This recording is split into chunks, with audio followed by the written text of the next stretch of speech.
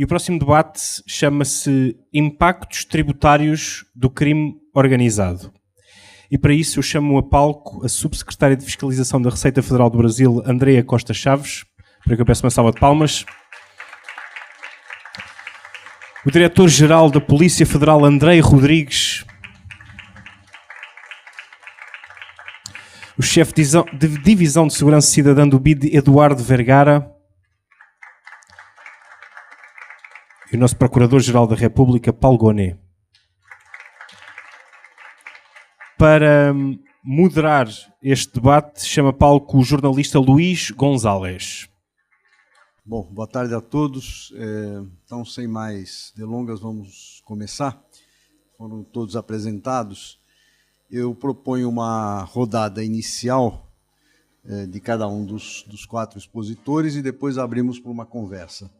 Então, eu começaria, por favor, com o Eduardo, se pudesse dar uma visão geral.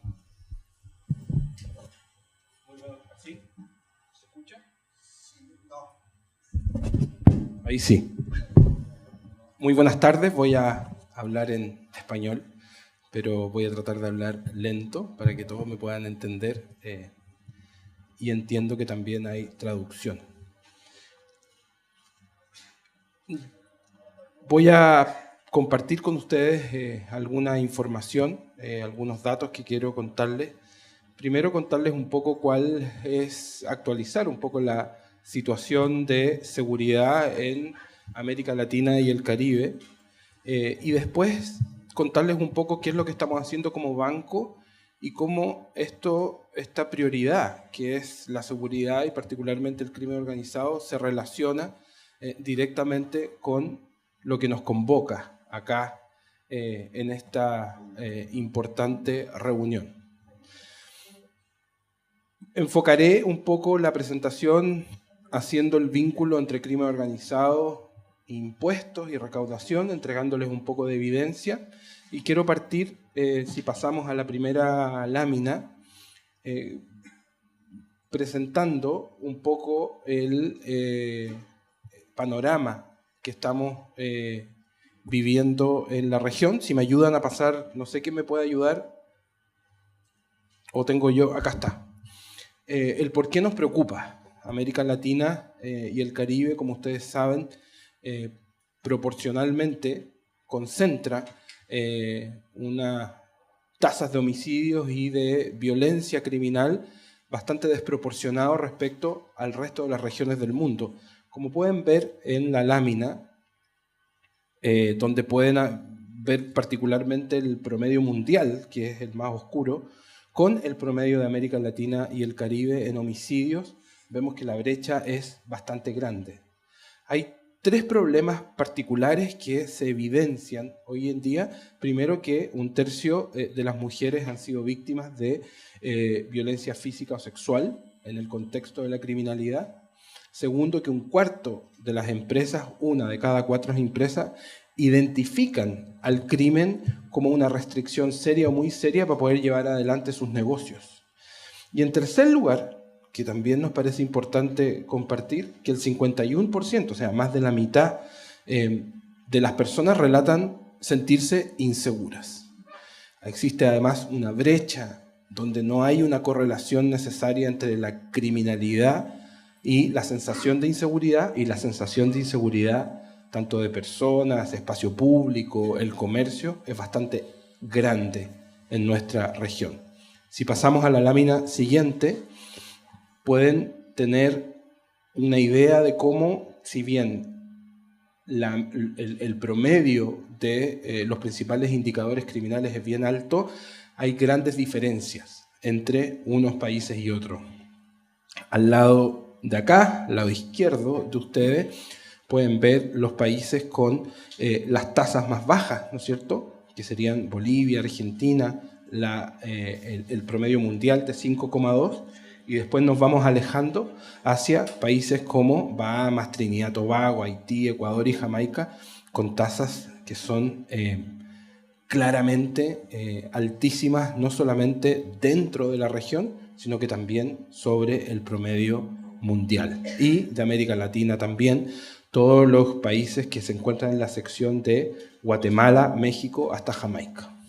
Si pasamos a la lámina siguiente, solamente algunos elementos que nos parece importante.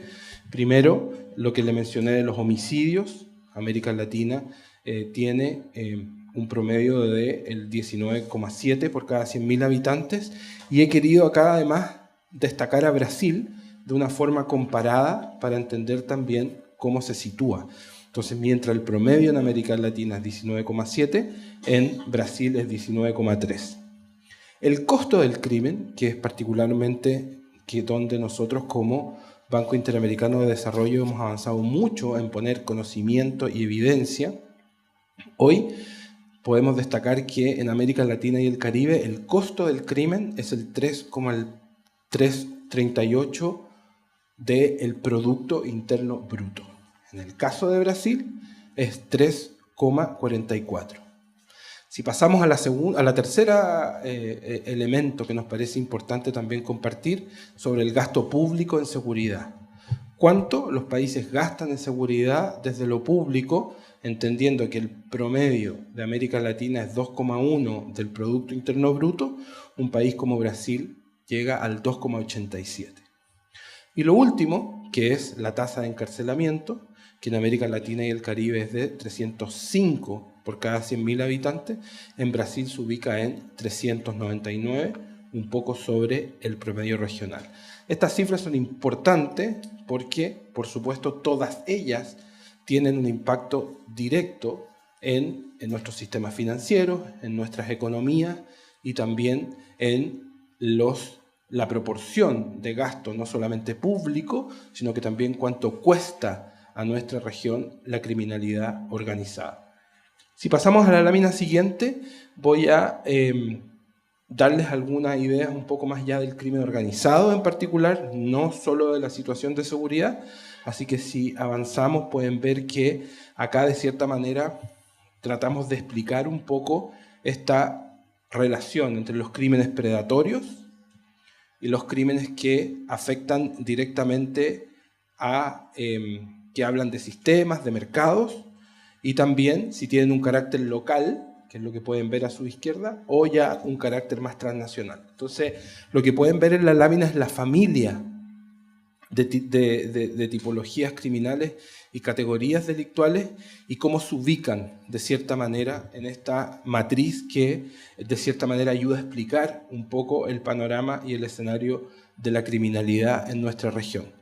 Como les mencioné, el impacto del crimen organizado en la criminalidad es grande. Aproximadamente el 50% de los homicidios que ocurren están relacionados con crimen organizado. El 54% de las familias, como pueden ver ahí, relatan la presencia de grupos criminales a nivel local, y el 14% ya estamos hablando de una relación más directa bajo estructuras criminales. Entonces estamos hablando de que el universo de personas que viven en espacios en contacto o relacionados directa e indirectamente con la criminalidad organizada, estamos hablando de millones de personas. Y entre el 20 y el 50%, variando de los países, de las familias relatan que el crimen organizado es la principal amenaza a la seguridad de los países de América Latina. Entonces ese es el contexto y lo que está ocurriendo. Si pasamos a la lámina siguiente, aquí ya les voy a presentar un poco la comparación de Brasil, que está en azul, América Latina en rojo y el resto del mundo en una especie de gris, ¿no? Y ahí podemos ver que en el índice del mercado criminal, de acuerdo a las diferentes categorías, Brasil significativamente se encuentra por sobre la media de nuestra región, pero también a nivel mundial. Y esto habla de diferentes prácticas, no solamente en Brasil, sino que en la región, que han evolucionado a mercados ilegales, como la práctica de la minería ilegal, el oro, delitos que han demostrado ser emergentes, como la extorsión, el sicariato, pero que se encuentran todavía en niveles muy bajos en nuestra región en cuanto a disparidad. Hay países donde esos delitos tienen mayor presencia, otros menos, y con relación directa no solamente a los ambientes y las comunidades, sino que también particularmente al comercio, ¿no? Y a la actividad comercial, y eso con un impacto muy grande. Entiendo que eso que sonó era una alarma, que parece la alarma que suena en la mañana cuando uno la intenta de apagar, así que yo también la voy a ignorar, solo para terminar muy rápido, en 1 o 2 minutos más, con mi presentación. Entonces, si pasamos a la lámina siguiente, les voy a mostrar ya una relación más directa con lo que nos convoca, ¿no? Así que pasemos rápido a la lámina siguiente y cuáles son ¿cómo se explica el costo del crimen organizado y por qué se relaciona con lo que se está discutiendo acá? Por la reducción de capital humano, tiene un impacto directo en impedir la formación, pero también en sacar a personas que son parte del mercado, ¿no es cierto? Y del universo de capital humano que tenemos. Por supuesto, tiene impactos en el bienestar material, y eso es particularmente en los controles que ocurren hacia distintos mercados que se instalan de forma paralela. Hay una clara limitación al crecimiento económico, que ustedes, por supuesto, lo conocen y los manejan muy bien, el impacto que tiene sobre una empresa, una decisión de invertir, una decisión de la inversión ya sea local, nacional o extranjera, y por supuesto, una amenaza permanente contra el Estado de Derecho, ¿no? Y que eso socava la capacidad de las instituciones y tiene un impacto así de importante. Si pasamos a la siguiente, ya para darles algunos ejemplos, cómo el crimen organizado está asociado a la recaudación de impuestos, pero también a cómo se ubican, ¿no es cierto?, los umbrales de las tasas de interés. Esto hay evidencia muy interesante, no voy a entrar en detalle, pero ahí está el paradigma de El Salvador y de México como ejemplo. Después les podemos hacer llegar esto para no alargarme, pero hay mucha evidencia también que habla de esta relación que nos parece muy relevante. Si pasamos a la siguiente, lo mismo, la relación que existe principalmente basada en el deterioramiento de la economía, ¿no es cierto?, de los sistemas económicos y, por supuesto, cómo esto tiene una relación directa en todos los países nuestros con cómo se socava la confianza en las instituciones. Entonces, cuando hay un impacto directo en instituciones, esto tiene un impacto general no solamente en los que nos convoca acá, en nuestro sistema financiero, en la realidad económica, en los mercados, sino que también en la capacidad que el Estado mismo tiene para cumplir con su responsabilidad de proteger, pero también para ejercer el Estado de Derecho, con implicancia en el mercado del trabajo, en el funcionamiento de las empresas, el crecimiento en general y también, como les mencioné, la inversión extranjera. Y las últimas láminas que quiero presentar, si pasamos a la siguiente para que no suene la alarma, nuevamente es lo más importante que principalmente nuestro presidente del Banco Ilan ha impulsado, que es la creación de la Alianza por la Seguridad, la Justicia y el Desarrollo. Esto es algo inédito a nivel de una banca multilateral. Dicho sea de paso, somos el único banco multilateral que tiene una división de seguridad ciudadana. Muchos se preguntan ¿por qué empezamos a trabajar en seguridad? Bueno, principalmente porque es uno de los impedimentos más grandes para el desarrollo en una región y por eso mismo llevamos adelante esto. No les voy a dar muchos detalles, pero si pasamos a la lámina siguiente pueden ver un panorama. La alianza hoy está compuesta por 22 países de América Latina y del Caribe, es la alianza más grande por materias de seguridad y crimen organizado que existe, y 12 instituciones de distintas partes del mundo, ¿no es cierto?, y multilaterales que estamos trabajando bajo 3 pilares, que es proteger poblaciones vulnerables, fortalecer las instituciones, pero también interrumpir los flujos de los mercados ilícitos, donde trabajamos mucho en lavado de activos, donde trabajamos mucho en minería ilegal y otros fenómenos que lamentablemente se han fortalecido en muchas partes de nuestra región. Pasando a la siguiente, simplemente pueden ver algunos ejemplos de nuestro trabajo en flujos financieros y mercados ilícitos, que ha sido muy activo, con material y productos muy concretos. No voy a profundizar, pero es para que tengan una idea. Y ya, para ir terminando en la lámina siguiente, contarles de cómo la importancia de este trabajo conjunto, dando ejemplos de estrategias unificadas entre las policías, los departamentos, ministerios de finanzas, la inteligencia financiera, ha permitido conseguir muchos logros. Y aquí simplemente doy un ejemplo que me imagino que quienes están acá lo podrán profundizar mucho mayor, de cómo una gran investigación coordinada en Brasil permitió desarticular una estructura muy grande del PCC, principalmente porque las instituciones fueron capaces de trabajar en conjunto. Así que eso en general no voy a profundizar más, pero solo decirles que nosotros como banco hemos tomado una decisión muy importante, gracias al liderazgo del presidente, en entrar en estas materias, porque sabemos que se vincula directamente con el desarrollo, el crecimiento económico, pero por sobre todo con el bienestar de las personas. Así que muchas gracias, disculpen por haberme alargado, pero me parecía pertinente presentar esto y gracias por la invitación. Gracias a usted, gracias, profundizamos después. E na sequência, Andréia, então. Muito obrigada. Acho que vou confirmar muitas coisas, muitos achados aí. Minha apresentação vai trazer o exemplo dessa operação, e eu também vou fazer alguns comentários sobre o papel da administração tributária dentro desse contexto. Por favor, o primeiro slide. Bom, não sei quem está com... esse aí, por favor, obrigada. Eu vou comentar essa operação, mas eu quero mostrar assim, o papel, por que a administração tributária se depara com essas situações. Acho que a questão, depois eu ponho os números, mas a questão mais relevante que eu trago aqui é a administração tributária como operadora de cadastros fiscais, operadora de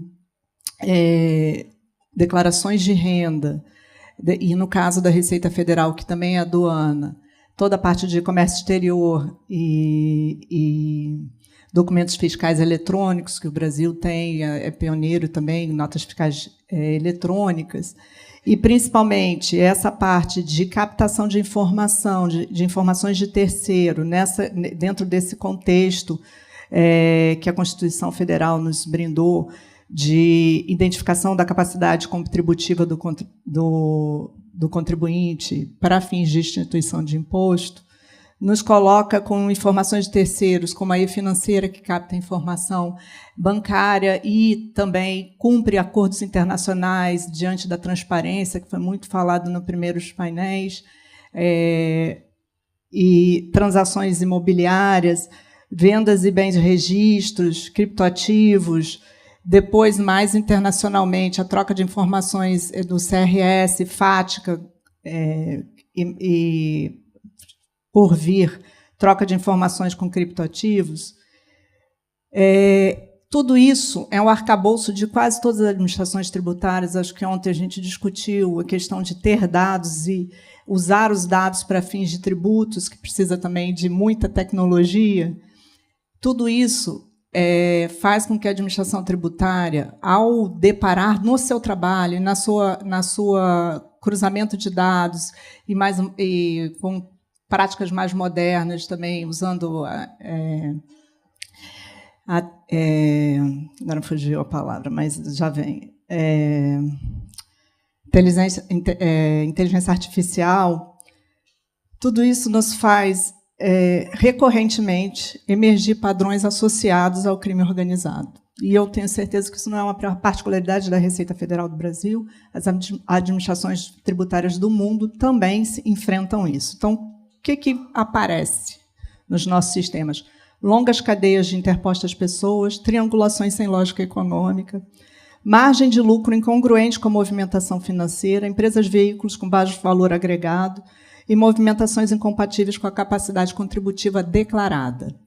E não foi diferente nessa operação, e eu acho que é interessante aqui compartilhar na operação, esse primeiro slide, é que o grupo usava importadoras de fachada para importar combustíveis e sonegava na venda ao longo da cadeia e adulterava também a gasolina, afetando o consumidor final.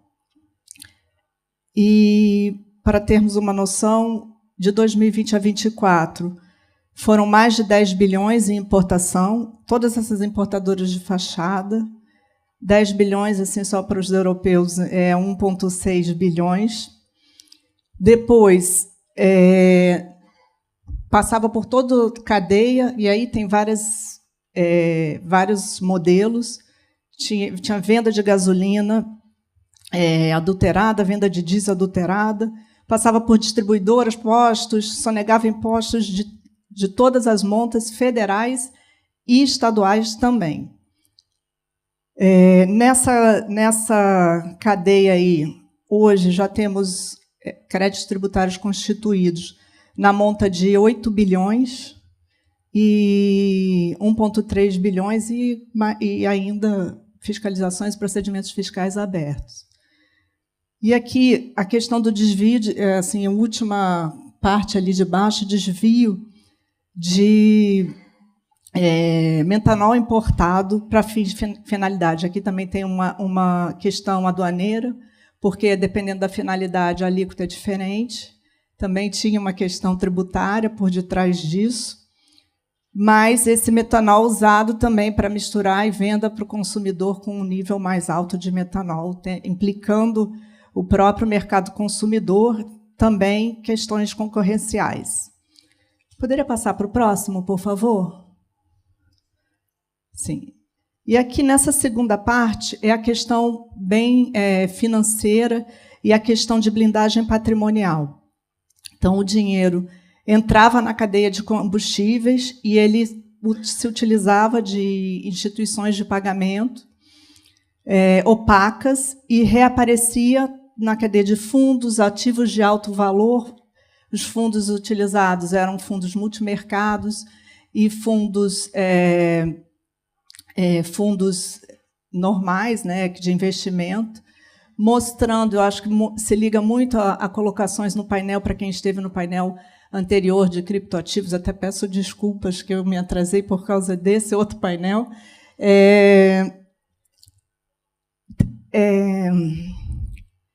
Então, assim, as formuladoras distribuidoras, lojinhas, utilizavam aquelas, ou dinheiro vivo, ou aquelas maquininhas que tem no Brasil para pagamento, que são novas tecnologias. O outro painel também falava sobre isso, a importância de termos nova tecnologia, mas quando um mercado que pode não estar com uma regulação ampla, pode ser utilizado pelo crime, como o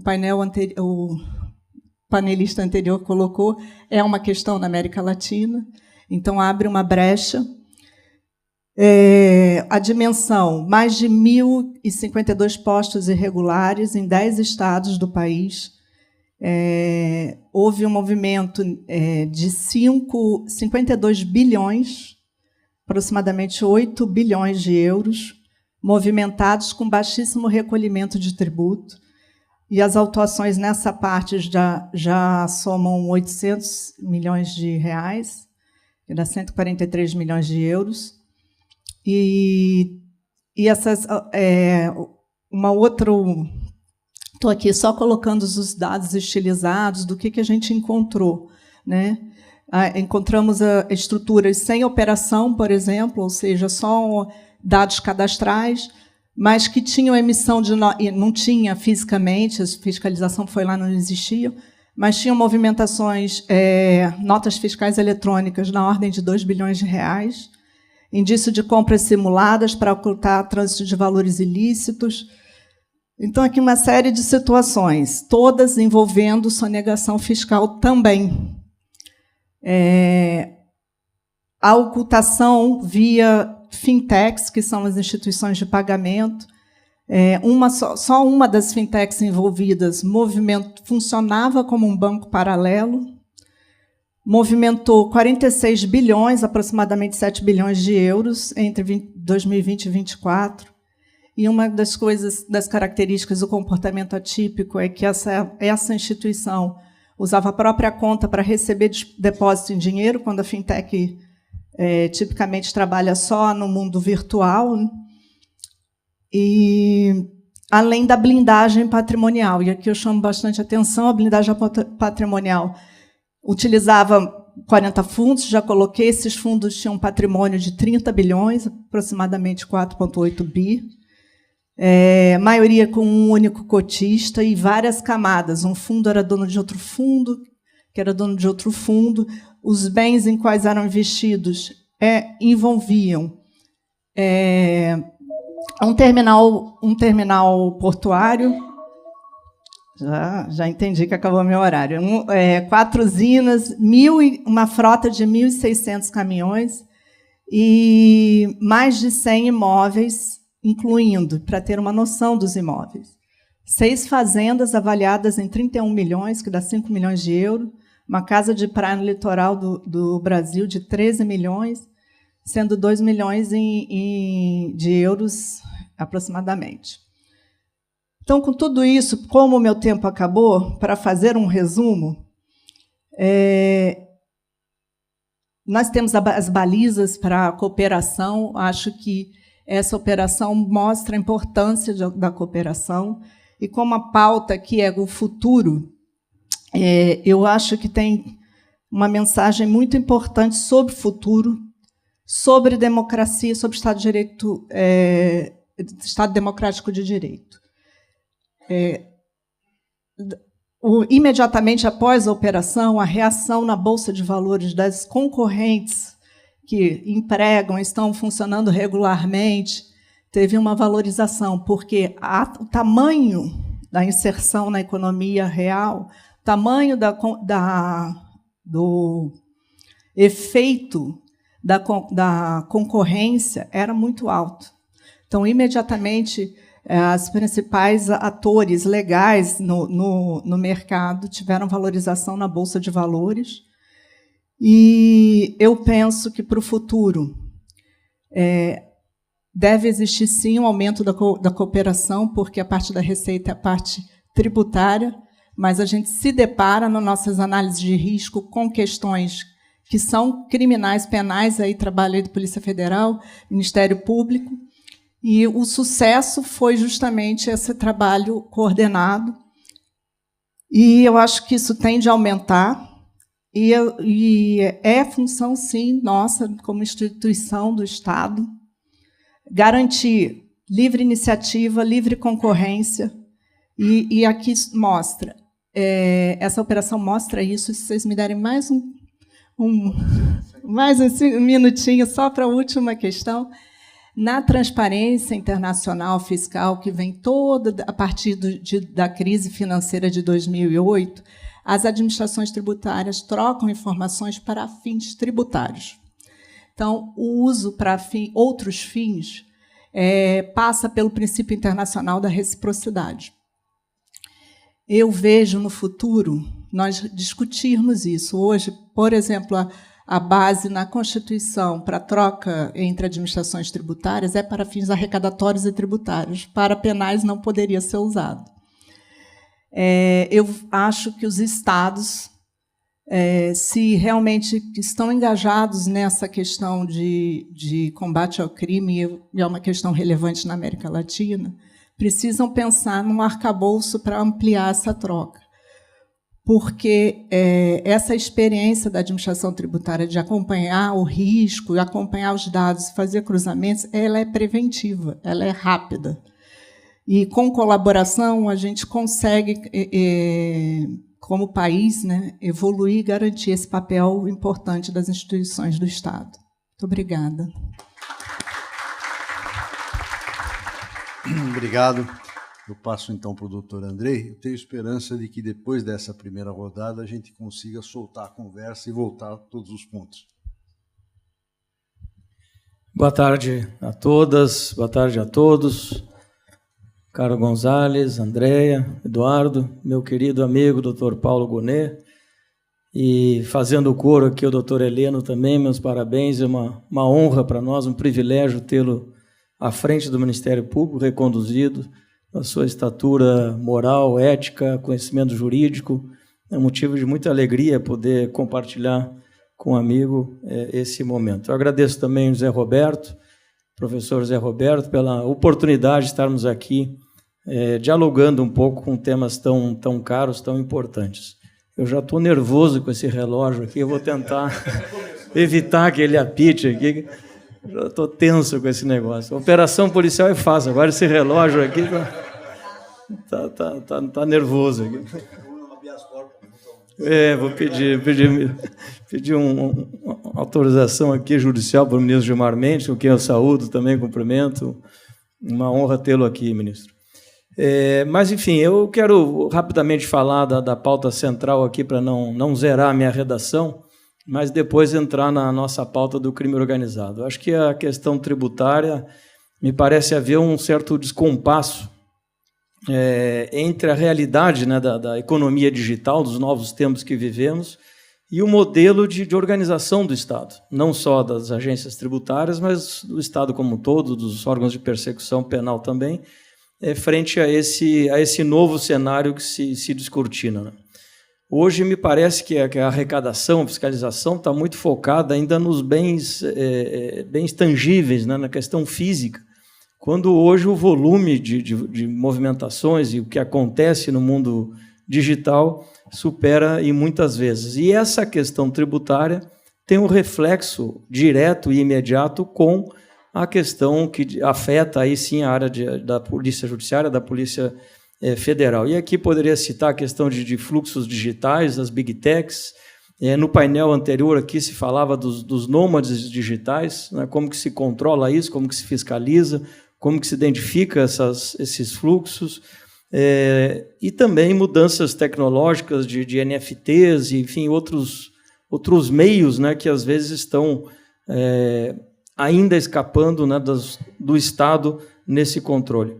E, a par disso, os criminosos se aproveitam para também entrar na economia formal, que é um pouco o que a Andrea mostrou aqui, uma operação que fizemos em conjunto lá no Brasil, e vou falar um pouco sobre a integração, onde o resultado foi extraordinário e com esse grande eixo que foi da integração e da cooperação entre as instituições.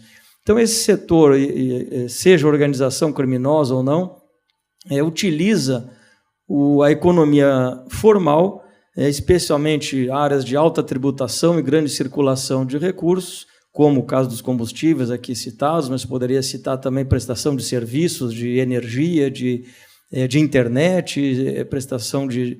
Isso é, infelizmente, muito comum no Rio de Janeiro, com as milícias, né, que tentam operar com isso, na área de logística, transporte urbano, né, na área de prestação de serviços também e logística, né, lixo.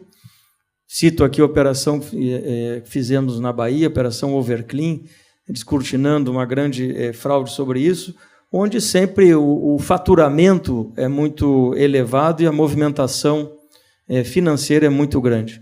E aí vem 3 principais efeitos, eu diria, na economia. A erosão da base tributária, e isso compromete as políticas públicas do Estado, uma distorção concorrencial, ou seja, aquele que está legal trabalhando no setor vai ter dificuldade de competir, e isso vai levar ao fechamento de empresas, e a terceira consequência, que é o desemprego e a consequência social que vem por isso. Então, eu diria que precisamos reposicionar muitas coisas e ver a tributação, Andréa, concordando com você, e a fiscalização, a atividade fiscalizatória, aduaneira, como instrumento de justiça social. Veja que ontem, né, a Câmara dos Deputados aprovou, né, uma nova política de tributação para o imposto de renda, nesse campo de equilíbrio social, também no campo de regulação econômica e, fundamentalmente, para nós, como um auxiliar no combate ao crime de todas as formas e o crime organizado em particular.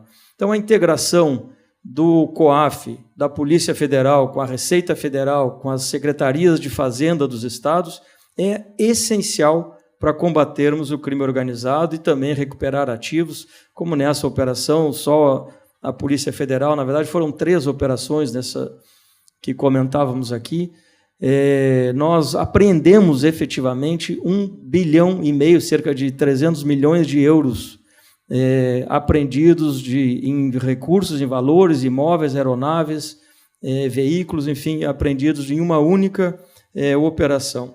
E aí, Eduardo, eu faço a conexão aqui com o que você falava, em relação, né, ao projeto Aliança, enfim, a necessidade dessa integração e da cooperação internacional.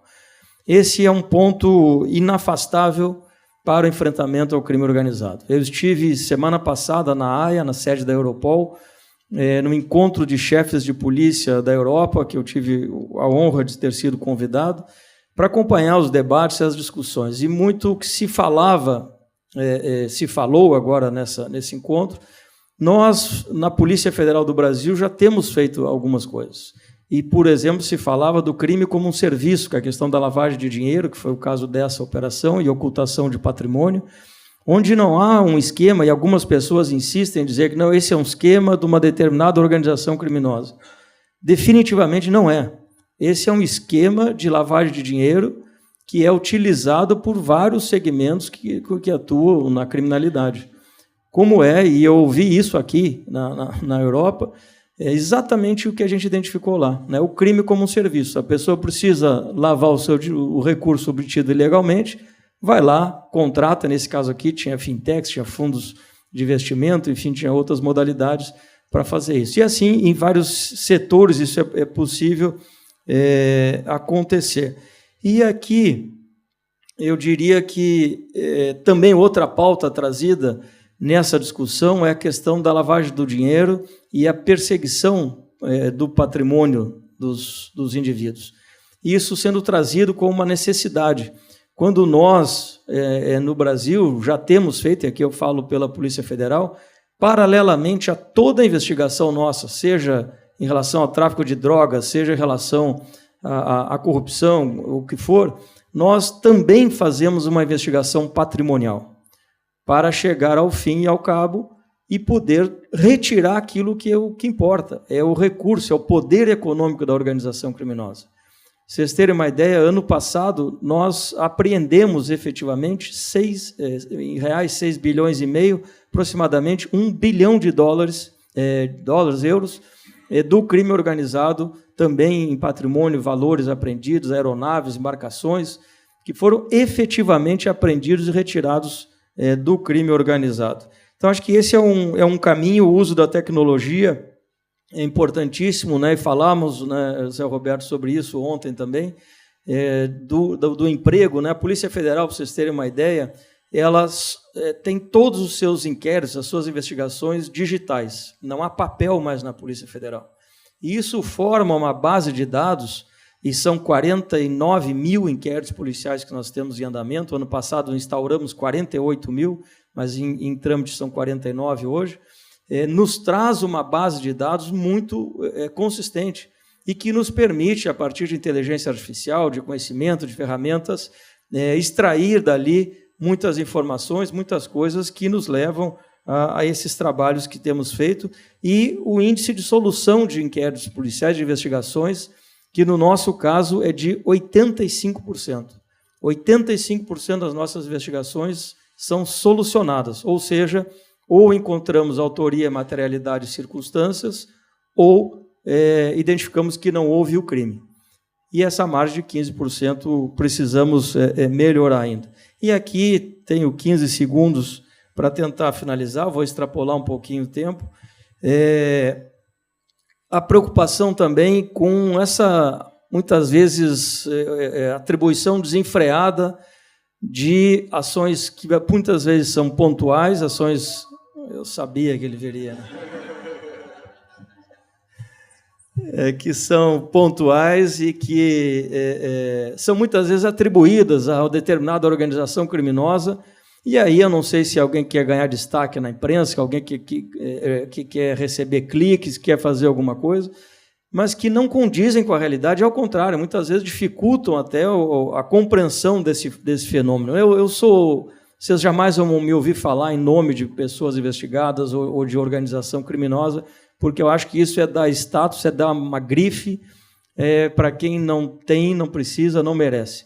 Então, a gente vê isso com muita cautela, e eu sei que, inclusive, e meu amigo Paulo, até no Ministério Público, especialmente de alguns estados, a defesa, né, da expressão do uso de máfia, né, em relação às nossas organizações criminosas, O que eu acho, com todas as ressalvas, né, inadequado para a realidade brasileira, que trata de facção criminosa, de organização criminosa, e que tem as suas agências já funcionando nesse sentido e para combatê-las. E se o modelo, né, que, aliás, se discute, que é a questão do modelo italiano, que seria a solução para enfrentar as máfias italianas continuam funcionando, e que eu tenha conhecimento, nenhum país europeu, eu tenho certeza que Espanha, França, Alemanha, Portugal não tem lei antimáfia, não tem agência antimáfia, Estados Unidos, Canadá, Colômbia, Argentina, tampouco, mostrando que cada país tem as suas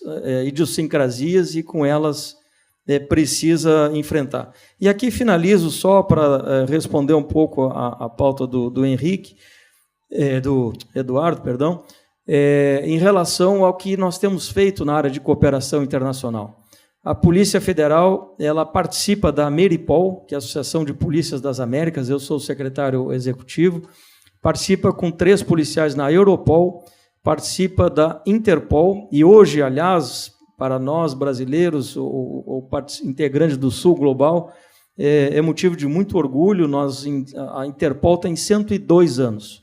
Só 4 países europeus e os Estados Unidos tiveram à sua frente durante esses 102 anos. E hoje nós temos um delegado de Polícia Federal, um brasileiro, que está à frente da mais importante associação de polícias do mundo. São 196 países que a Interpol congrega. Temos adjudanças em 34 países, nos 5 continentes, que cria uma rede de conexão muito importante. Temos, dentro do Brasil, nos 27 estados, as Forças Integradas de Combate ao Crime Organizado, que reunimos e integramos as polícias estaduais das 27 unidades da Federação, são mais de 30 postos que nós temos, que já rendeu só no passado mais de 200 operações, mais de 1.000 pessoas presas, milhões de reais apreendidos, e lançamos agora esse ano, e aqui sim finalizo, Gonzales, o Centro de Cooperação Policial Internacional da Amazônia, que pela primeira vez na história da região, nós temos um sistema de segurança para a Amazônia, que já está em funcionamento com os representantes das polícias dos 9 países amazônicos, dos 9 estados amazônicos, com a coordenação da Polícia Federal e a participação também de membros da Europol, da Interpol.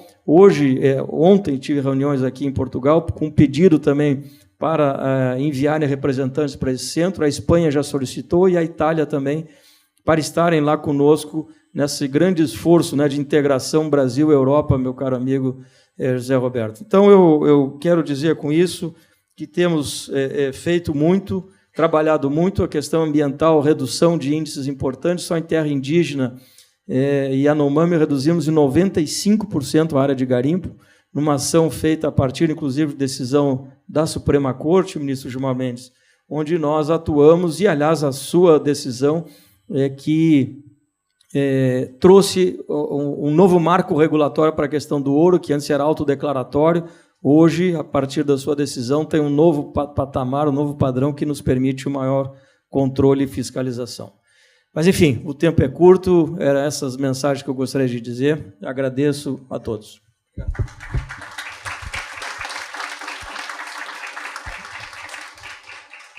Então, Dr. Paulo Gonet, por favor.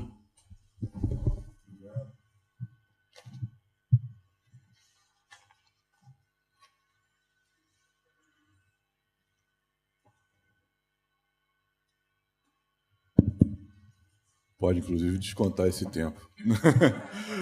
Não vai ser necessário, porque os meus amigos anteriores já traçaram aí um quadro que eu também tinha desenvolvido aqui no meu improviso, então eu vou poder me concentrar apenas em alguns aspectos. Mas eu gostaria de dizer que é um grande prazer estar aqui com os senhores, gostaria de dar um abraço à distância mesmo. Já demos antes com o ministro Gilmar Mendes, o presidente Eduardo Jorge, meu querido amigo Zé Roberto, e gostaria de cumprimentar todos aqui do dispositivo, na pessoa do meu também muito querido Andrei.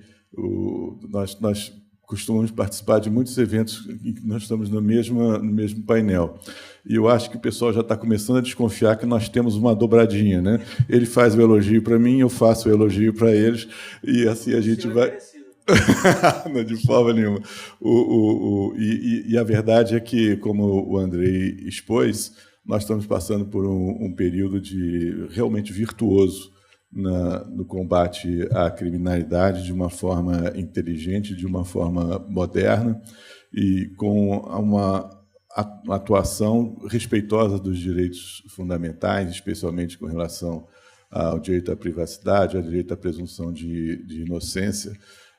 E eu gostaria também de dar um depoimento de que o relacionamento da Polícia Federal com o Ministério Público Federal passa por um momento também áureo, né, de perfeita integração, de compreensão mútua. Nem sempre nós concordamos, nem sempre nós atuamos de uma forma que seja coincidente nos atos de cada qual, mas com muito respeito e sempre com uma troca de informações e de uma sinergia que é perfeitamente republicana e sempre de acordo com a lei e, sobretudo, em prol da segurança pública. E segurança pública é o tema aqui do nosso painel, especialmente com relação aos aspectos tributários, talvez aspectos fiscais, aspectos econômicos da criminalidade organizada.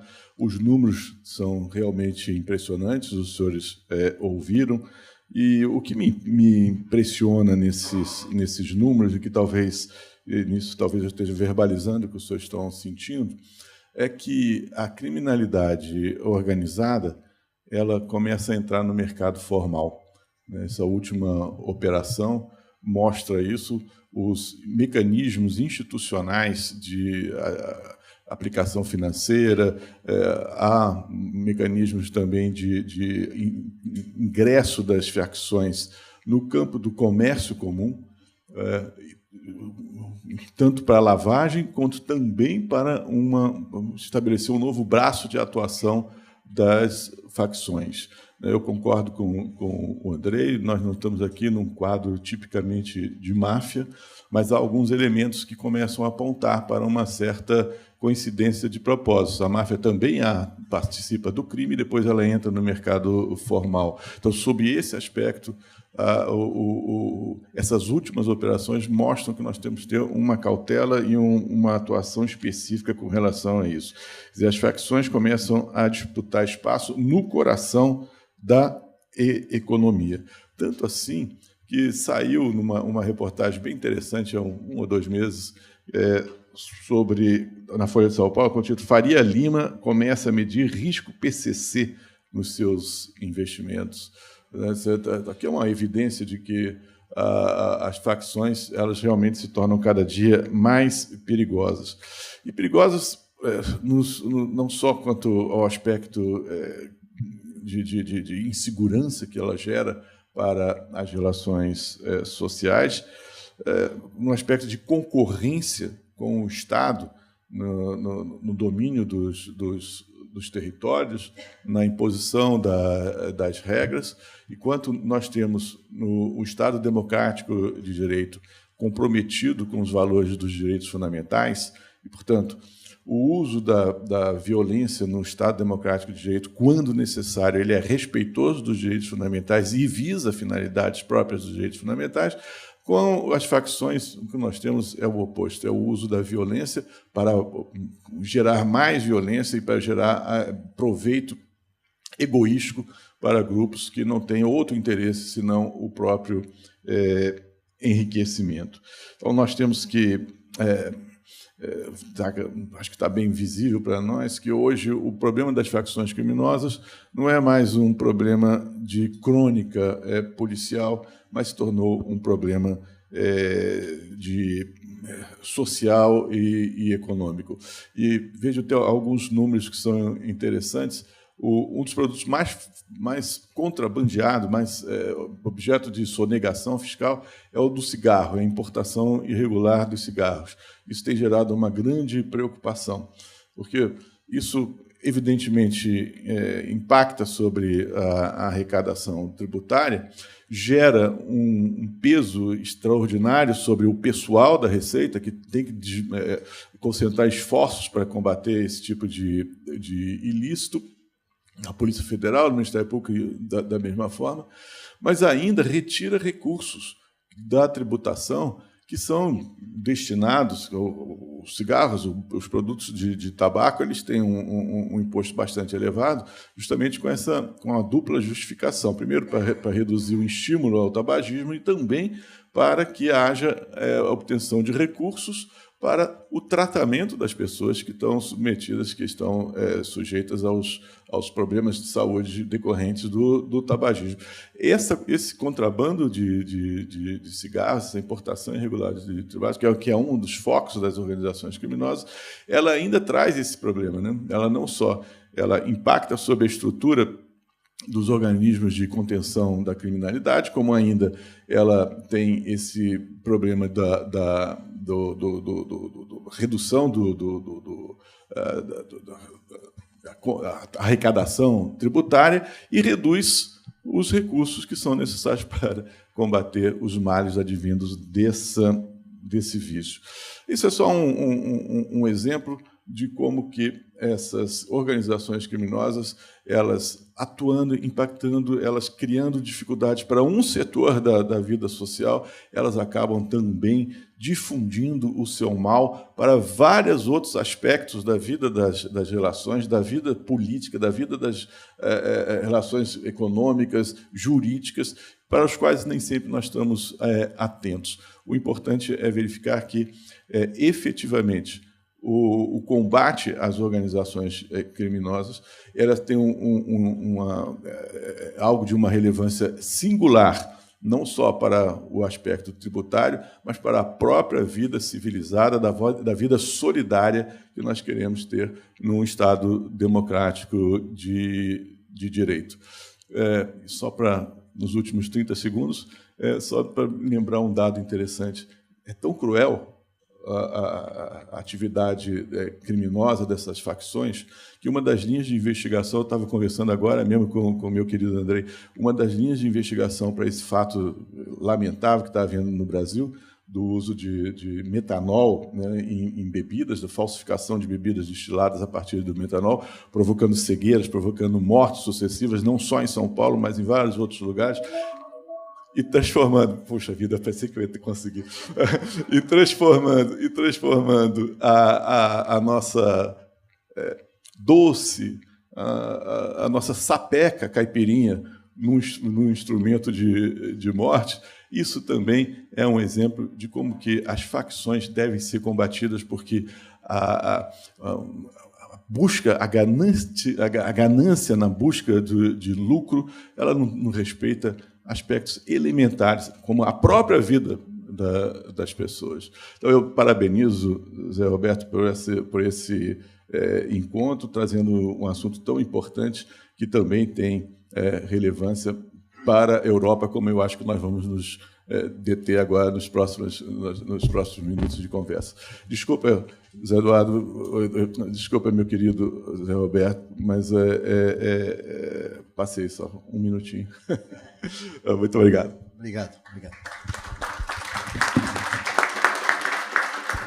Bom, vamos lá, sem campainha e com interrupções entre os participantes. Eu li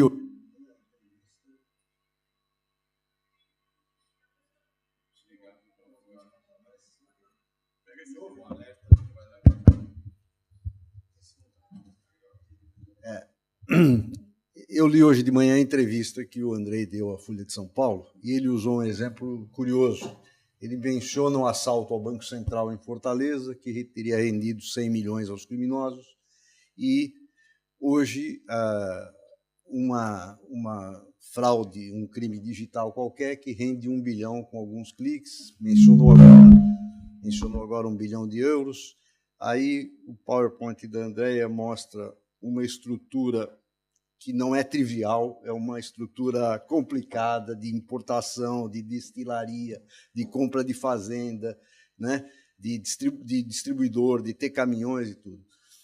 Me dá independente dos progressos todos que o país tem feito, fica uma sensação inescapável de que talvez estejamos enxugando o gelo. Então, a minha pergunta para os senhores é: o que falta para melhorar? Falou-se aqui do COAF. Precisa melhorar o COAF? O COAF é de 98. Está ligado ao Banco Central. Tem que continuar no Banco Central? Tem que ter mais gente? Tem que ter instrumento de inteligência artificial? Quem é que quer começar? Posso começar. É a pergunta do milhão essa, né? O que fazer para resolver o problema?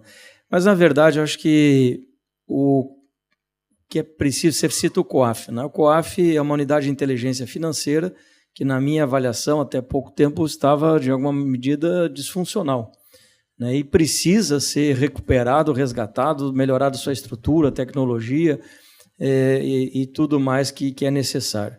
E o que nós precisamos, e acho que essa operação materializa isso, é um trabalho integrado, coordenado, cooperativo, sem vaidades institucionais, sem sobreposição de instituições, onde cada um cumpra a sua função como foi feito, né?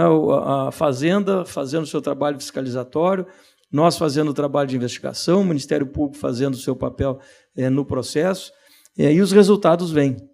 Então, eu vejo que o caminho, né, passa por esse processo de cooperação interna, pela cooperação internacional e por investimentos, Gonzalez. Nós precisamos, segurança pública é cara, não é barato, não.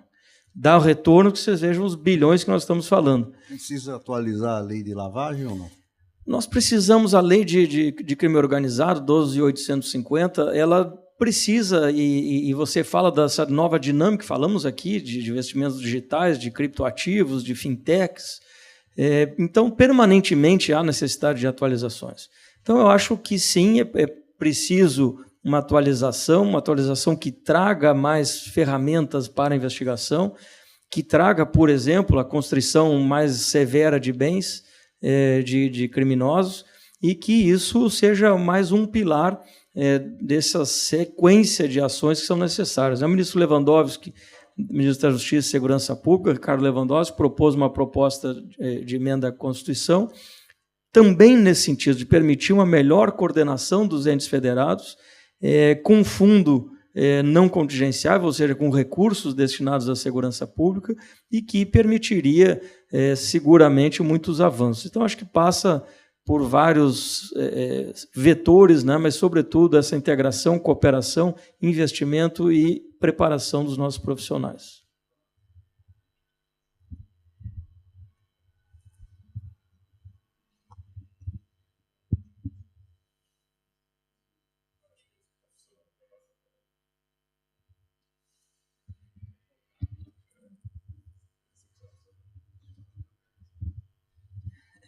Aqui é na cooperação, aqui com o microfone.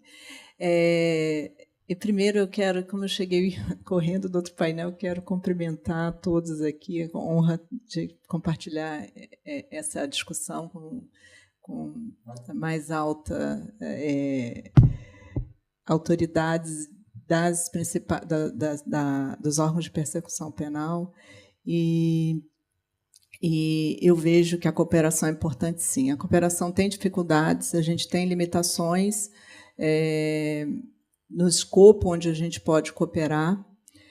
Eu concordo com o Andrei no sentido de que a gente tem que estar sempre investindo, e isso passa também na administração tributária, em relação às novas identificações de renda e patrimônio.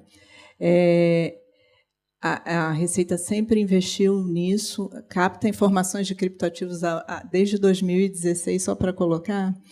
Mas, por exemplo, a cooperação internacional de troca de informações entre administrações tributárias só vai trocar informações sobre criptoativos a partir de 2027. O Brasil se comprometeu a partir de 2027, então receberemos do exterior transações de criptoativos feitas fora do Brasil por contribuintes brasileiros. Estou colocando aqui só porque Mas isso implica não basta ter, acho que ontem nós tivemos um painel sobre o volume de dados que as administrações tributárias têm e a desafio de interpretá-los. E isso passa, sim, por novas tecnologias. No caso de cripto, nós temos só colocando aqui para dividir, nós temos desenvolvemos uma ferramenta utilizando inteligência artificial, porque o volume é muito grande de cripto para você identificar padrões. Mas o mais importante é, detectado um padrão, verificado indícios, a fluidez e para se cooperar, para que cada um faça seu papel. Evidentemente, a Receita não pode se eximir de ter um grande caso do crime organizado oferindo renda e não ter a cobrança dos tributos advindos da renda. Afinal de contas, nosso direito tributário tributa, seja atividade legal ou ilegal, ela nos impõe esse papel institucional. E eu vejo a necessidade do aumento da cooperação internacional também entre as administrações tributárias e mais. Hoje, essa cooperação ela é meramente para fins tributários e arrecadatórios, e nosso Código Tributário também está assim lá no 199. Ou seja, se eu quiser brindar, num caso de crime, a informação, a Receita quiser, não pode compartilhar essa informação. Então, é uma limitação legal. Né? E eu acho que os estados, de maneira geral, deveriam pensar nessa situação de crimes graves, um arcabouço que evolua nisso. Tá bom? Obrigada.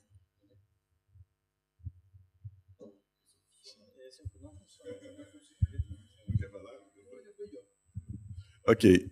Eu acho que nós estamos no caminho certo, nós estamos fazendo a coisa certa. A gente tem que ver esse combate a essa criminalidade num aspecto amplo e depois especificando em meios. Um aspecto um dado que me parece que é muito relevante é haver um ambiente em que nós saibamos que o Estado está atuando, que o Estado está tentando responder à criminalidade. Não gerar aquele clima de que pode-se fazer de tudo e nunca haverá uma consequência penal, administrativa, civil, sobre os erros que são praticados. Isso passa por acho que tem uma premissa mais ampla. O Estado tem que mostrar que é forte na defesa dos seus valores. Na hora que isso está bem estabelecido, todo o resto parece que vem como consequência. Então, por exemplo, nós temos agora um momento em que o Estado democrático está atuando na defesa da sua própria existência do ponto de vista da punição de quem quis destruir o Estado democrático, o sistema democrático. Isso, para mim, é de uma enorme importância para todos os aspectos da vida social. Quando nós dizemos estamos dispostos a defender um padrão de vida civilizada, um padrão de vida democrática, um padrão de vida de respeito às regras dispostas democraticamente, nós damos o primeiro e decisivo passo para enfrentar qualquer espécie de criminalidade. Então, acho que o essencial é mostrarmos isso. Aquilo que nós defendemos, que nós dissemos que queremos, como modo de vida civilizado, isso é defendido até criminalmente. A partir daí, fica fácil a gente dizer outros aspectos de combate à vida social, das relações, de disfunções da vida das relações. Isso também vai ser atacado e vai ser objeto de ação contundente do Estado. E nós estamos fazendo isso de várias formas. Primeiro, pela percepção de que a criminalidade está cada vez mais requintada nas suas formas e mais audaciosa nos seus objetivos. Nós sabemos também que o mundo da informática, o mundo virtual, proporciona desafios diários crescentes e que exigem que nós estejamos sempre rentes ao desenvolvimento da tecnologia para que não fiquemos atrás no combate àquilo que quer nos destruir. Então, eventos como esse, querido Zé Roberto Afonso, é da maior importância, porque permite que nós troquemos informações, que nós ouçamos pessoas que são de áreas distintas e estejamos preparados para enfrentar os desafios que vão sendo que vão surgindo a cada instante e de modo cada vez mais desafiador. Essa cooperação, portanto, que é algo que foi muito dito aqui, essa cooperação é essencial. E essa cooperação não é apenas do ponto de vista institucional, mas é do ponto de vista social. É essa cooperação de troca de informações, de troca de experiências, de colheita na sociedade civil, de opções, de sugestões e de auxílio. E, além dessa, a cooperação entre as instituições. Isso nós, como eu disse anteriormente, nós estamos vivendo um momento singular na história, de perfeita harmonia com a Receita, com a Polícia Federal, o Ministério Público, com o Judiciário. Estamos todos empenhados em fazer o que é certo do modo correto. Essa percepção que todos nós temos e que, quem sabe, a sociedade civil também vai poder estar atenta para isso, isso é essencial para que a gente possa ter uma atuação correta. E, afinal, a cooperação internacional também.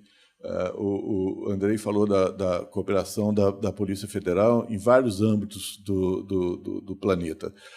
Para o Ministério Público também, especialmente o Ministério Público Federal, porque é a Procuradoria-Geral da República quem faz esses contatos no âmbito do Ministério Público com o cenário internacional. Para nós também é muito importante essa cooperação. Nós temos feito alguns trabalhos em conjunto com a Procuradoria Antimáfia na Itália, que tem nos ajudado, inclusive. Há um mafioso que foi extraditado para a Itália e está abrindo informações muito relevantes sobre como que é a estrutura do PCC, como ele funciona, como é que é a atuação corruptora dos padrões de vida que eles fazem. E isso é uma coisa curiosa, talvez para querem causar impressão, mas não muito longe da realidade, pelos exemplos que ele deu. Ele disse: o PCC é pior ainda do que a Ndrangheta, né, que é a máfia que ele pertencia, em termos de crueldade e desprezo pela vida e pelas outras pessoas. Mas isso não é um fato singular. Eu acho que a impressão que dá é que essas facções vão crescendo também em crueldade e em desprezo pela dignidade das pessoas. Mas, enfim, eu acho que a cooperação em todos os sentidos da sociedade contra o crime é essencial para que haja êxito no restabelecimento de uma normalidade das relações democráticas da vida social.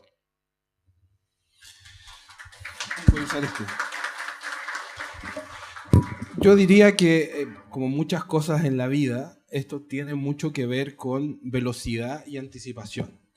Velocidad porque muchas veces el grueso, la mayoría de los recursos que se usan, particularmente por las estructuras estatales, es en perseguir, en cómo nos podemos mover lo suficientemente rápido para desarticular una organización criminal que ya existía, para perseguir un delito financiero que ya se hizo, para perseguir. Y en ese camino de velocidad, entre medio hay muertes, hay fracturación del Estado, hay pérdida de legitimidad de instituciones y un camino que muchas veces es un camino de sangre que es irreparable. Porque hablar de instituciones, hablar de recaudación financiera, hablar de fortalecimiento a instituciones tan importantes como las policías, hablar de tecnología y hablar de persecución, muchas veces por sí mismo deja de lado la discusión más importante, que es la discusión de la vida de las personas. Entonces, en esta obsesión muchas veces por llegar rápido y por fortalecer la institución para llegar, nos olvidamos de lo más importante, que es la anticipación. Y la anticipación tiene que ver con prevención. Y si miramos el gasto de seguridad en muchos estados, no solamente hablando de América Latina y el Caribe, proporcionalmente se gasta más en perseguir y reaccionar que en invertir en prevención. Entonces, llegar tarde no solamente es más caro, sino que es más ineficiente. Porque al final del día, la disputa real es la disputa por la presencia del Estado. Y déjeme darle algún par de ejemplos muy rápidos. Por ejemplo, se crean mecanismos que son positivos, pero que muchas veces se olvida su consecuencia negativa. Una de ellas, la creación rápida de empresas. La creación rápida de empresas tuvo una externalidad negativa en muchos países, demostrando que permitía que fácilmente se crearan empresas fantasmas y se, ¿no es cierto?, facilitara el lavado de activos.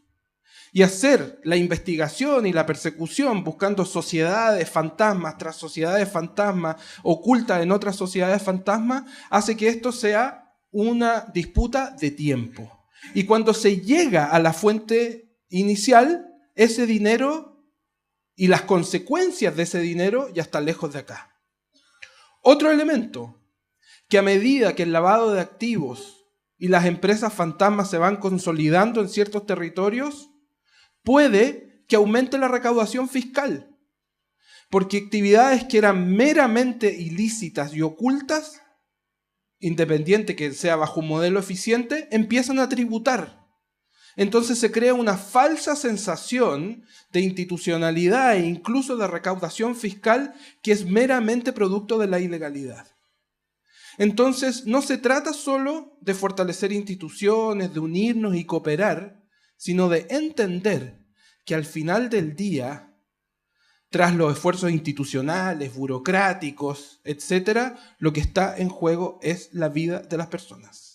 Porque quienes trabajamos en seguridad hace ya muchos años, ya sea en lo público y después traspasándonos a una institución que está jugando un rol tan importante como el BID, sabemos que mientras trabajamos y discutimos hay personas que están siendo víctimas de homicidio, de tráfico de personas, de tráfico sexual, empresas, comunidades y poblaciones enteras que están siendo subyugadas bajo el poder criminal.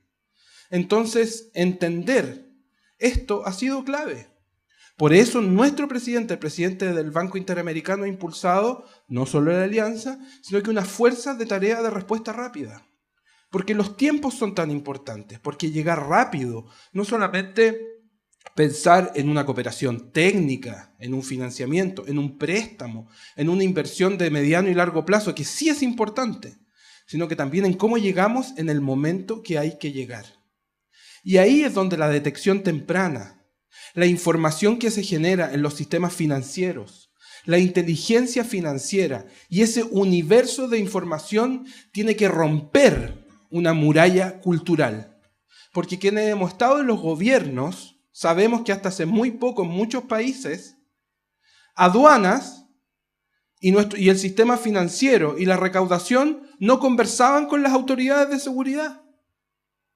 Entonces, mientras la autoridad de seguridad perseguía, investigaba, invertía en las policías, invertía en darle recursos al sistema judicial, invertía en un sistema penitenciario que crecía, un universo de información estaba bajo instituciones que cumplían con su deber, sí, pero que no compartían eso para poder trabajar. Hoy es inexplicable que una autoridad de aduanas o una autoridad fronteriza no esté 100% coordinada con las autoridades de seguridad. ¿Por qué?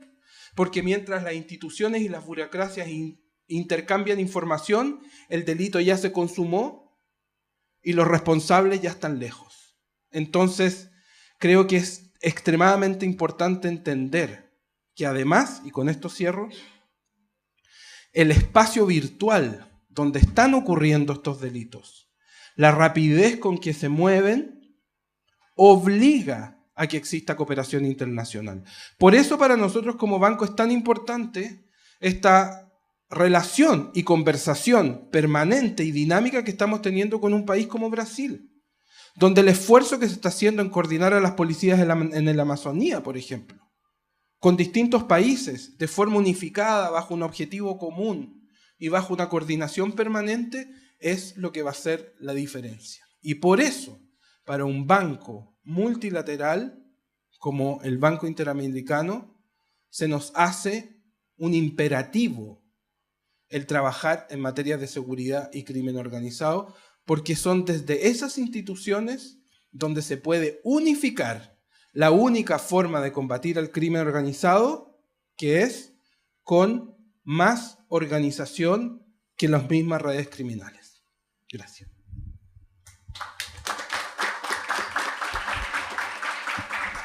Alguém quer comentar? Não?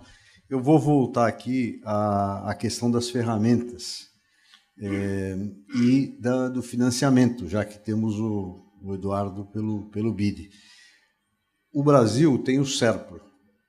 A Polícia Federal usa hoje, pela própria entrevista do Andrei, softwares e ferramentas que estão à disposição no mundo, israelenses, não são só do SERPRO. Não, de outro lado, salvo engano, o COAF recebe 7 milhões e meio, recebeu em 2024 7 milhões e meio de avisos, dos quais 5 milhões eram pessoas com dinheiro vivo. E isso não está canalizado. Não está faltando um pouco de tecnologia, de ferramenta integrada para o sistema todo? Está faltando, mas a gente já deu passos importantes, especialmente em relação ao COAF. Se vocês olharem o clipping da Polícia Federal, toda semana, ontem até mostrava para o ministro Gilmar, apreensões de milhões de reais em espécie, 2, 3 apreensões por semana. Isso a partir de uma nova visão agora do presidente Galípolo, do Dr. Saad, que é o presidente do COAF, né? O COAF está dentro do Banco Central, e que tem nos permitido essas ações. E o uso da tecnologia, e eu aqui agregaria um outro ponto, que é a parceria também com o setor privado. Nós temos acordos hoje com a FEBRABAN, temos acordo com a Zeta, temos acordos com universidades públicas e privadas, que têm nos permitido avançar muito nessa pauta. Eu vou dar um exemplo só para ilustrar bem o que eu estou falando. Antigamente, suponhamos que nós, os 5 aqui, tivéssemos R$1.000 sacado de uma conta indevidamente, com hacker, mais 1.000 aqui, eu só tenho 500, o Eduardo tem 2.000 e o Gonê tem vários reais ali.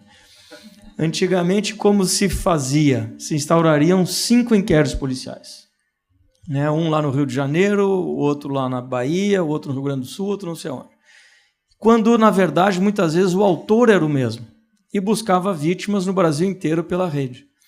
Então, nós conseguimos mapear isso, e isso a partir também de uma parceria com a FEBRABAN, e hoje não, mas já há alguns anos, mas hoje com muita força, muita ênfase, nós aplicamos inteligência artificial em cima das nossas bases de dados, que recebemos da FEBRABAN, todos os desvios, são infelizmente milhares de desvios, e a partir disso, nesse caso aqui, instauramos um único inquérito policial. Para olhar não para a vítima, que somos nós, tem que olhar para o autor que está lá praticando o delito. E aí a gente consegue ter uma efetividade muito maior. Aqui eu falo 5, mas são milhares. Né? O que seriam 200, 500 inquéritos instaurados se torna um único inquérito, com maior efetividade, porque a gente vai em cima do cara que cometeu o crime. Isso vale também, que a gente chama dos crimes massivos, seguro-defesa, seguro-desemprego, enfim, benefícios sociais em geral, onde a gente também aplica essa lógica, porque normalmente quem está desviando R$100 de um lado, 50 do outro, 500 de outro, é a mesma pessoa. Então não adianta eu instaurar milhares de inquéritos para apurar R$50 em cada um. Então a gente condensa tudo. Hoje nós reduzimos nosso acervo de inquéritos de mais de 70 mil, quando assumimos em janeiro de 23, para menos de 50 hoje. Antes o inquérito policial levava 750 dias para ser concluído, hoje leva 450 em média. E isso com aumento da quantidade de indiciamento, aumento do índice de solução de inquéritos. Então eu entendo, Gonzalez, que a tecnologia precisa ser empregada, As parcerias também com o setor produtivo precisam ser feitas, e essa integração interna e internacional também é decisiva para esse avanço. Deixa eu colocar também na hora, assim, tá bem, faltam algumas ferramentas, estamos indo atrás. Faltam regras? Por que eu pergunto isso? No caso da Faria Lima, claramente os bancos não fizeram Know Your Customer. O Brasil ainda não adotou na totalidade o BIOL, o Beneficial Owner, o beneficiário final de todas as coisas, que é uma regra. Os Estados Unidos fez o FATCA há 15 anos atrás. Não está faltando ter um pouquinho... Eu vejo a questão das contas bolsão. Fintechs, bancos digitais, uma conta umbrella e uma conta corrente para um monte de gente embaixo que você não sabe quem é.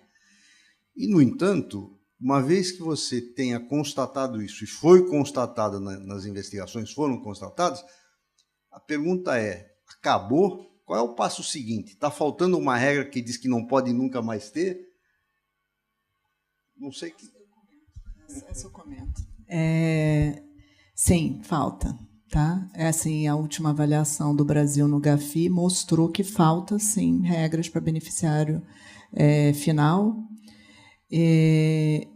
Tem uma questão realmente que as agências reguladoras no Brasil precisam, e a Receita está nessa de evolução, está com uma consulta pública na instrução do CNPJ, instrução normativa do CNPJ para a evolução do cadastro. Concordo com seu comentário sobre o cadastros fiscais. Permitem, sim, podem permitir que você abra empresas, inclusive a gente tem tecnologia, a gente sabe que um IP de computador pode abrir 6.000 CNPJ, já pegamos várias situações nesse tipo. Se não for um contador gigante. Não, a gente já desenvolveu até tecnologia para detectar isso, mas após a detecção existe todo o processo burocrático para a finalização daquele CNPJ, e o tempo, às vezes, é que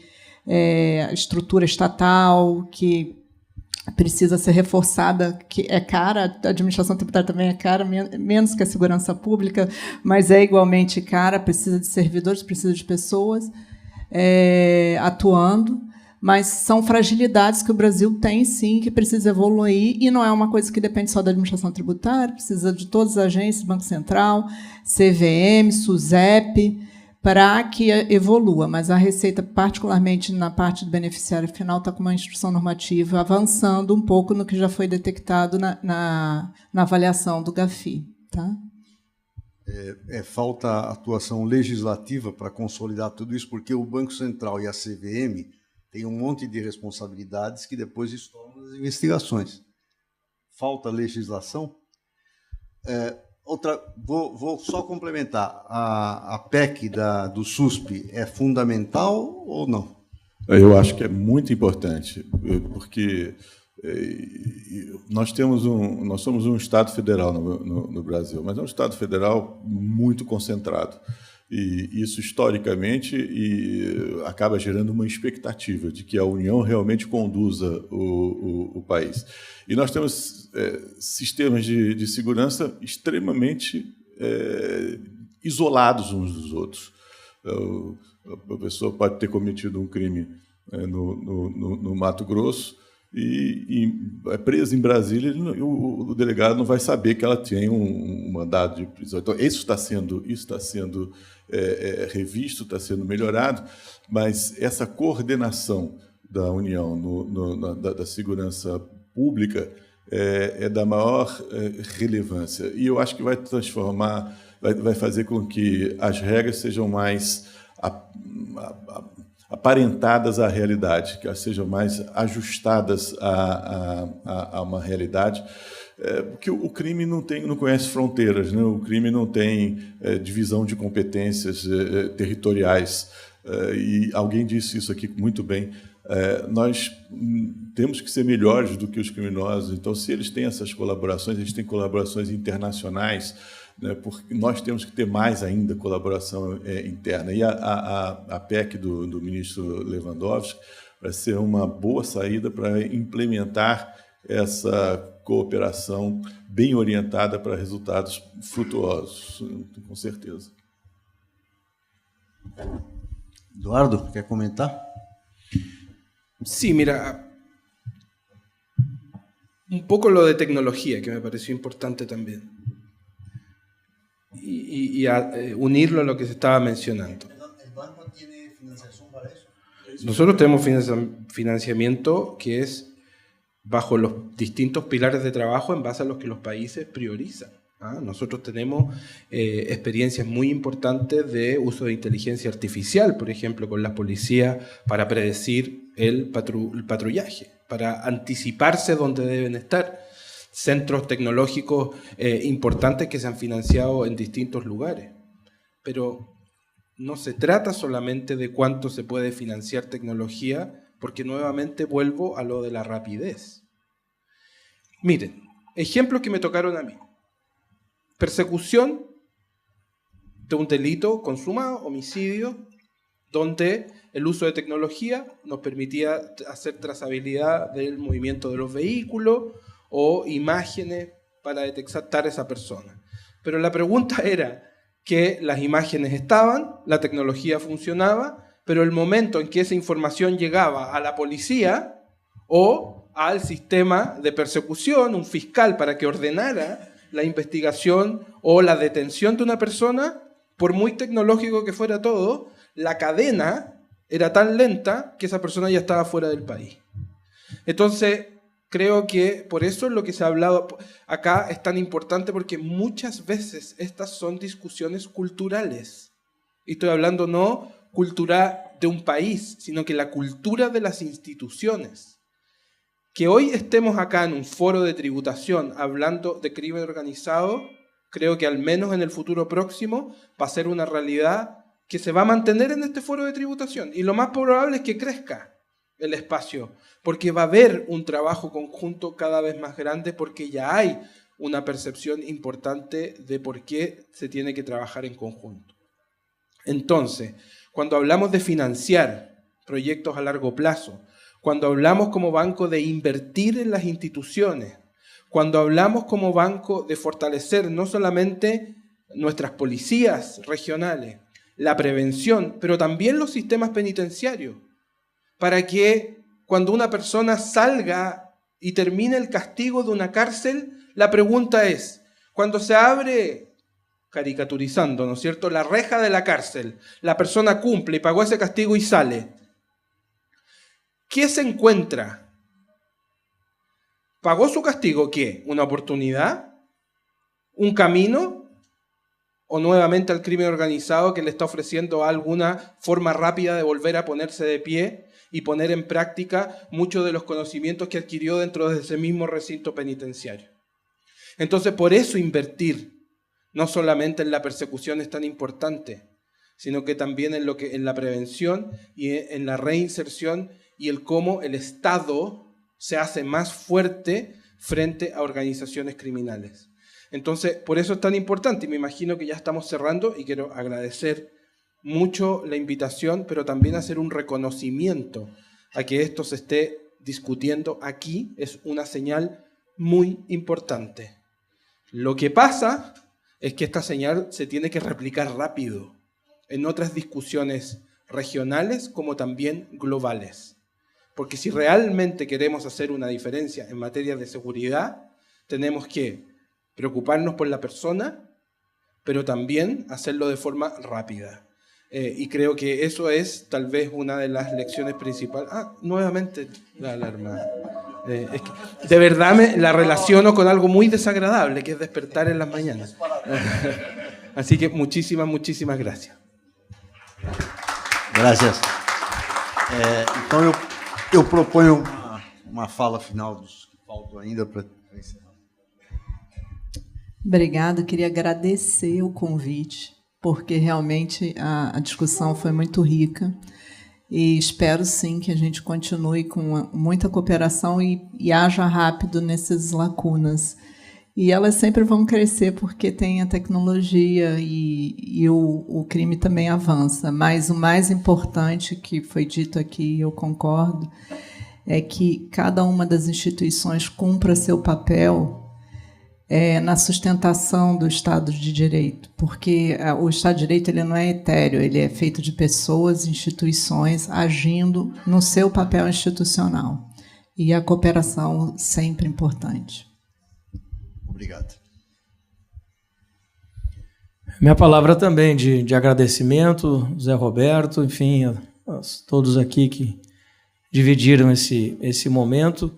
E concordo com o Eduardo, acho que trazer a pauta segurança pública para um foro como este, desse nível, dessa qualidade, é extremamente relevante e mostra que, de fato, hoje tem se discutido isso, Gonzalez, em todos os foros que eu tenho notícia, porque sem essa base nada mais funciona.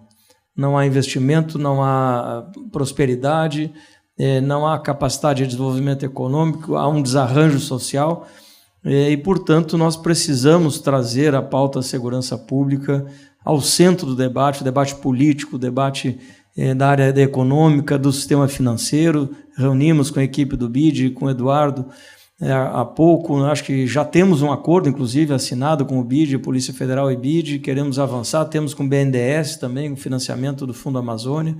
Queremos avançar nessas pautas e com a certeza de que o que nós, o Estado brasileiro tem feito, e aqui falo particularmente pela Polícia Federal, está ao mesmo nível do que as melhores polícias do mundo fazem. A nossa Polícia Federal brasileira está na primeira prateleira das polícias do mundo. Eu não tenho nenhum pudor em dizer isso, porque temos resultados, temos entregas e temos um espaço no cenário internacional que poucos momentos eu acredito que a instituição teve. Então, minha palavra aqui é de gratidão pela oportunidade de desfrutar esses bons momentos aqui com todos. Obrigado.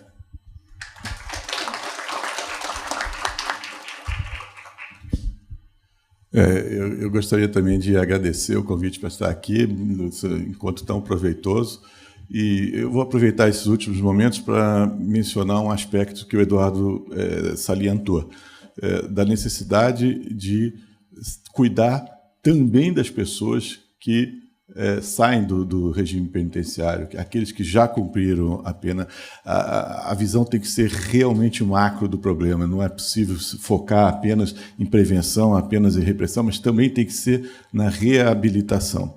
E aí eu faço uma homenagem aqui ao ministro Gilmar Mendes, que um dos idealizadores do FIB, portanto, se nós estamos aqui também é por causa dele, que lançou, quando ele era presidente do CNJ, um dos programas mais exitosos, mais firmes e mais consequentes, mais consistentes de reabilitação, de acolhimento das pessoas que cumprem as suas penas e querem ser reinseridas na vida social de um modo digno. Com essa homenagem a um dos grandes idealizadores aqui do FIB, eu faço também o meu reconhecimento da importância desse debate e agradeço a oportunidade de estar por aqui com os senhores. Agradeço a todos, destaco o alto nível e a grande colaboração de todas as intervenções. Muito obrigado.